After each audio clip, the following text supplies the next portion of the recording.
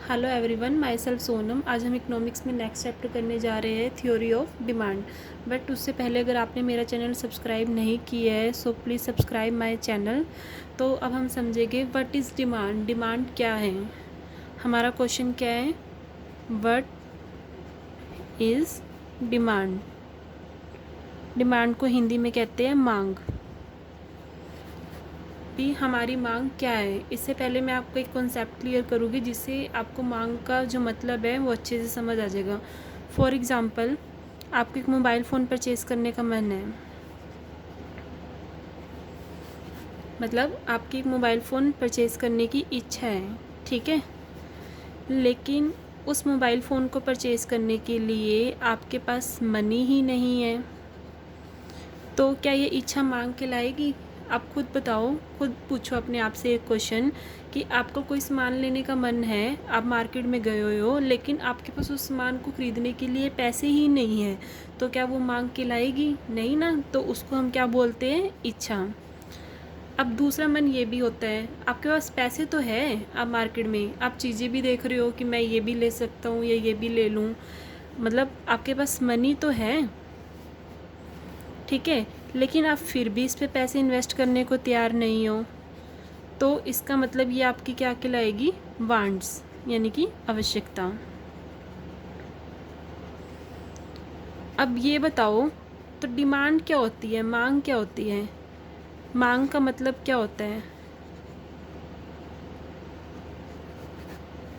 मांग होती है जब आप अपनी इच्छा, यानी कि जो आपका मन है परचेज़ करने का, यानी कि जो आपकी वांट्स है, जो भी आवश्यकता है, उस टाइम पे आप मोबाइल फ़ोन पे पैसा इन्वेस्ट करने के लिए तैयार हो रहे हो। कब तैयार हो रहे हो? उस समय पे,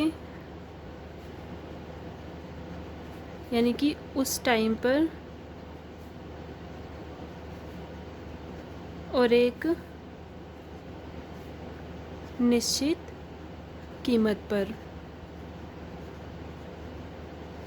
जब ये दोनों कंडीशन पूरी होती है, यानी कि उस समय पर, यानी कि उसी टाइम पर, और जो भी उस मोबाइल फ़ोन का प्राइस है उस कीमत पर अगर आप उस चीज़ को लेने के लिए तैयार हो, तो वो हमारी क्या कहलाती है?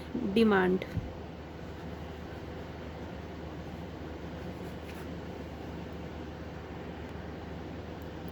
Definition of demand. डिमांड क्या होती है? अभी तक हमने डिमांड का मतलब समझा कि डिमांड में क्या होता है, जब किसी पर्सन की कोई इच्छा होती है और वो उस चीज़ को लेने के लिए तैयार हो जाता है उस टाइम पर, चाहे कोई भी परिस्थिति हो, यानी कि कोई भी सिचुएशन हो, उस टाइम पे वो उस चीज़ को परचेज़ करने के लिए तैयार हो जाता है और उसकी मनी देने के लिए तैयार हो जाता है, तो वो हमारी क्या कहलाती है? डिमांड। तो इसी की अब हम डेफिनेशन कर रहे हैं।